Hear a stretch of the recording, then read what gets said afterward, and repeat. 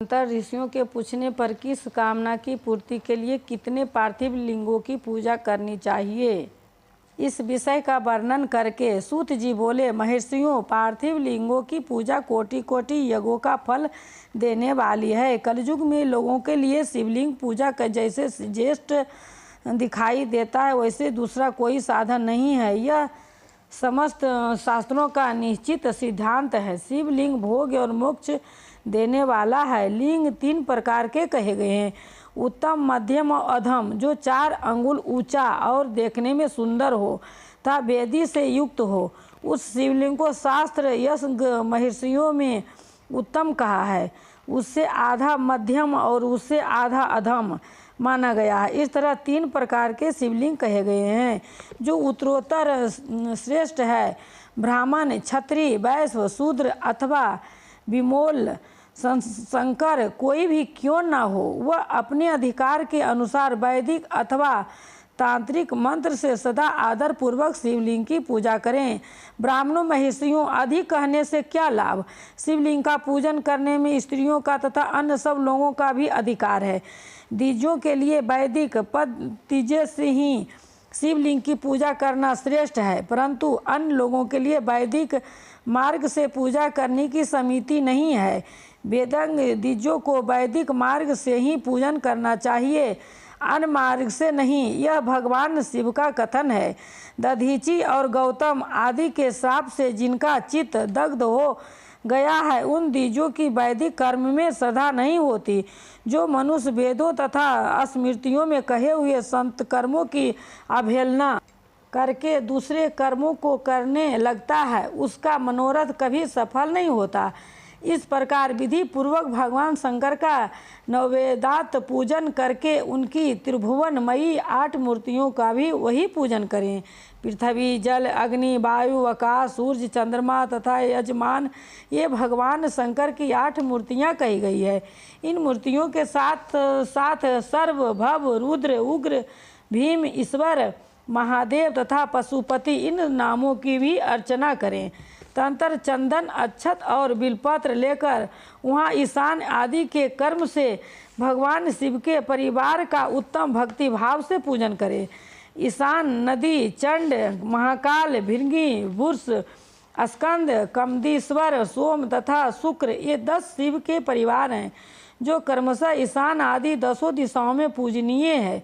तत्पश्चात भगवान शिव के समक्ष वीरभद्र का और पीछे कीर्ति मुख का पूजन करके विधि पूर्वक 11 रुद्रों की पूजा करें। इसके बाद पंचाक्षर मंत्र का जप करके शतरुद्रीय स्रोत का नाना प्रकार की अस्तियों का तथा शिव पंचांग का पाठ करें। तत्पश्चात परिक्रमा और नमस्कार करके शिवलिंग का विसर्जन करें। इस प्रकार मैंने शिव पूजन की संपूर्ण विधि का आदर पूर्वक वर्णन किया। रात्रि में देव कार्यों को सदा उत्तरादि विमुख होकर ही करना चाहिए। इसी प्रकार शिव पूजन भी पवित्र भाव से सदा उत्तर भी मुख होकर ही करना उचित है।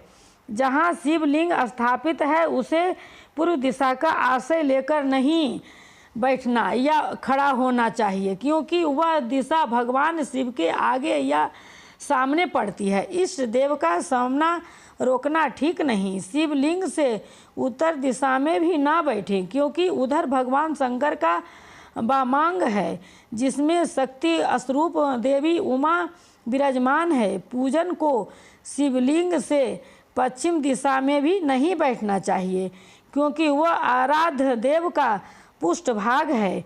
पीछे की ओर से पूजा करना उचित नहीं है, अतः अभीष्ट दक्षिण दिशा ही ग्राह्य है, उसी का आश्रय लेना चाहिए। तात्पर्य यह है कि शिवलिंग से दक्षिण दिशा में उत्तर विमुख होकर बैठें और पूजा करें।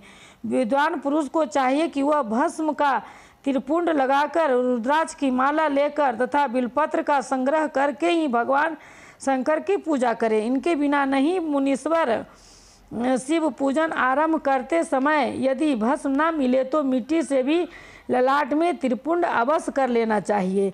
ऋषि बोले, मुन्ने, हमने पहले से यह बात सुनी रखी है कि भगवान शिव का नैवेद्य नहीं ग्रहण करना चाहिए। इस विषय में शास्त्र का निर्णय क्या है, यह बताइए। शास्त्र ही बिलपत्र का महत्व भी प्रकट कीजिए। सूत जी ने कहा, मुनियों, आप शिव संबंधी व्रत का पालन करने वाले हैं, अतः आप सबको स्वतः धन्यवाद है। मैं प्रसन्नता पूर्वक सब कुछ बताता हूँ, आप सावधान होकर सुने। जो भगवान शिव का भक्त है, 12 भीतर से पवित्र और शुद्ध है, उत्तम व्रत का पालन करने वाले तथा दृढ़ निश्चय से युक्त है, वह शिव नववेद का अवश्य भक्षण करे। भगवान शिव का नववेद आग्रह है, इस भगवान को मन से निकाल दें। शिव के नववेद को देखें, ले मात्र से भी सारे पाप दूर भाग जाते हैं। उसको खा लेने पर जो करोड़ों पुण्य अपने भीतर आ जाते हैं।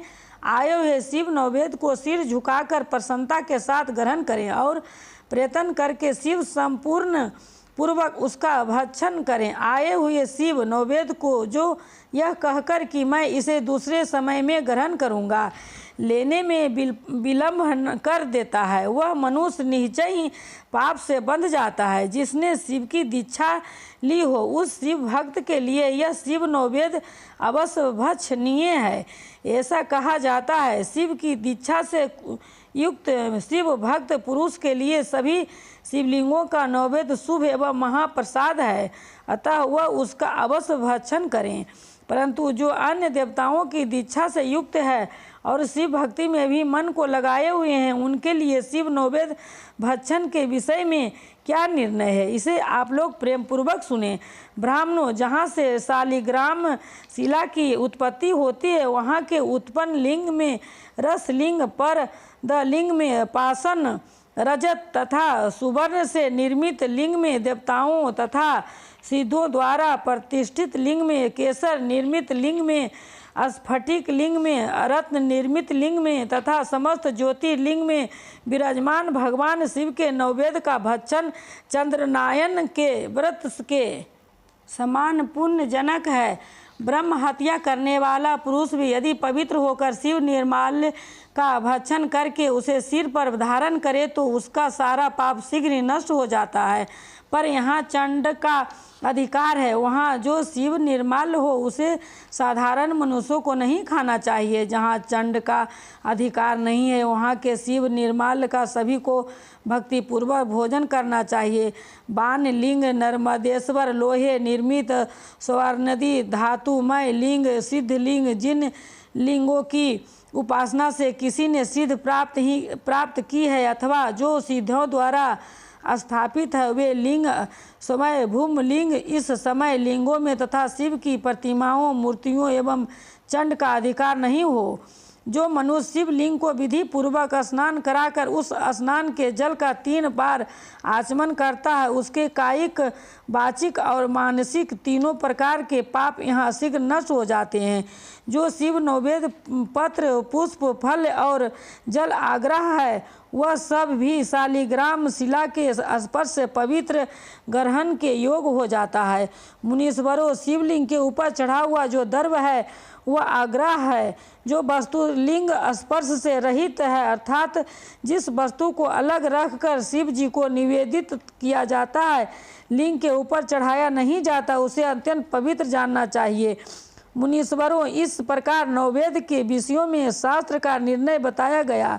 अब तुम लोग सावधान होकर आदर पूर्वक बिल का महत्व सुनो। वह बिल वृक्ष महादेव का ही रूप है। देवताओं ने भी इसकी स्तुति की है। फिर जिस किसी तरह से इसकी महिमा कैसे जानी जा सकती है। तीनों लोकों में जितने पुण्य तीर्थ प्रसिद्ध है, वे संपूर्ण तीर्थ बिल्व के मूल भाग में निवास करते हैं। जो पुण्यात्मा मनुष्य बिल्व के मूल में शिवलिंग लिंग स्वरूप अविनाशी महादेव जी का पूजन करता है, वह निश्चय ही शिव पद को प्राप्त होता है।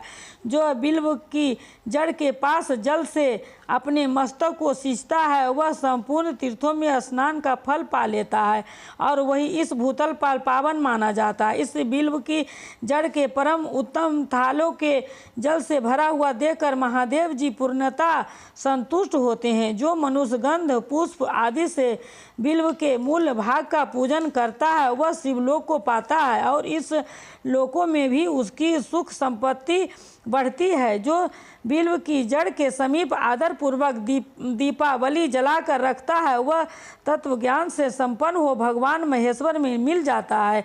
जो बिल्व की शाखा थामकर हाथ से उसके नए नए पल्लव उतारता और उनसे उस बिल्व की पूजा करता है वह सब पापों से मुक्त हो जाता है। जो बिल्व की जड़ के समीप भगवान शिव में अनुराग रखने वाले एक भक्त को भी भक्ति पूर्वक भोजन कराता है उसे कोटि गुना पुण्य प्राप्त होता है। जो बिल्व की जड़ के पास शिव भक्त को खीर और घृत से युक्त अन्न देता है वह कभी दरिद्र नहीं होता। ब्राह्मणों, इस प्रकार मैंने संगोपांग शिवलिंग पूजन का वर्णन किया। यह पवित्र मार्गी तथा निवृत्त मार्गी पूजन को भेद से दो प्रकार का होता है। पवित्र मार्गी लोगों के लिए पीठ पूजा इस भूतल पर संपूर्ण अभीष्ट वस्तुओं को देने वाली होती है। पवित्र पुरुष सुपात्र गुरु आदि के द्वारा ही सारी पूजा संपन्न करे और अभिषेक के अंत में अहिगन के चावल से बना हुआ नैवेद्य निवेदन करे। पूजा के अंत में शिवलिंग को शुद्ध संपुट में विराजमान करके घर के भीतर कहीं अलग रख दे। निवृत्त मार्गी उपासकों के लिए हाथ पर ही शिव पूजन का विधान है। उसे भिक्षा आदि से प्राप्त हुए अपने भोजन को ही नैवेद्य रूप में निवेदित कर देना चाहिए।